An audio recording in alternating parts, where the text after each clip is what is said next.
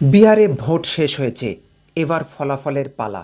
আগামী 14ই নভেম্বর শুক্রবার বিহারে ভোট গণনা হবে, রেজাল্ট আউট হবে। সেখানেই পরিষ্কার হয়ে যাবে এনডিএ সমর্থিত নীতিশ কুমার আবার ক্ষমতায় ফিরে আসবে নাকি বিহারে এবার নতুন খেলা হবে। বুথ ফেরত সমীক্ষায় গদি মিডিয়া তো যা ফাটাচ্ছে, তাতে তো বিজেপি সমর্থিত নীতিশ কুমারই আবার মুখ্যমন্ত্রী হচ্ছে না, হয়ে বসে আছে। যদিও লোকসভা ভোটের সময়ও এই গদি মিডিয়া তাদের নিজস্ব এজেন্সিকে দিয়ে করানো বুথ ফেরত সমীক্ষাতে মোদিকে 300 পার, 350 পার, কেউ কেউ তো 400 পার করে দিয়েছিল। শেষ পর্যন্ত দেখা যায় ঠেকনা দিয়ে সরকার গড়তে হলো। বিহার বিধানসভা নির্বাচনেও সেই একই ট্রেন্ড দেখা যাচ্ছে। বেশিরভাগ সমীক্ষায় এনডিএ জোটকে অর্থাৎ বিজেপি জোটকে 140টি থেকে 160টি আসন দিচ্ছে, যেখানে সরকার গঠনের জন্য মাত্র 122টি সিট দরকার। আর মহাজোটকে দিচ্ছে টেনে টুনে 100-র কাছাকাছি বা তার থেকেও কম।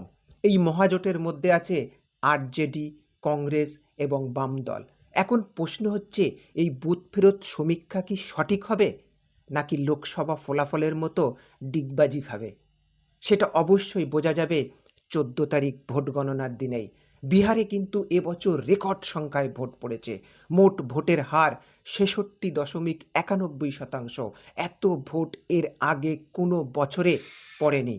ইতিহাস কিন্তু সাক্ষী আছে, বিগত দিনে যেখানেই স্বাভাবিকের থেকে অনেক বেশি হারে ভোট পড়ে সেখানে সরকারের পতন হয়। সাধারণত যে সরকার চলছে, মানুষ যদি আবার সেই সরকারকে রাখতে চায় তো খুব বেশি ভোট পড়ে না।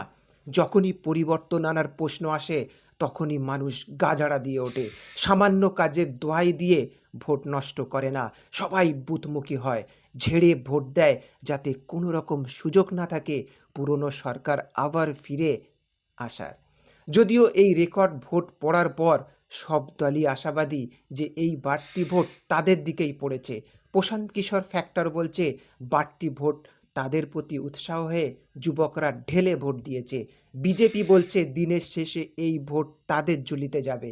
আরজেডি তেজস্বী যাদব বলছে বিহার নতুন মুখ্যমন্ত্রী চাইছে, তাই মানুষ তাদেরকে দুহাত তুলে আশীর্বাদ করেছে। কার কথা সত্যি হয় তার মাত্র দুদিনেই স্পষ্ট হয়ে যাবে।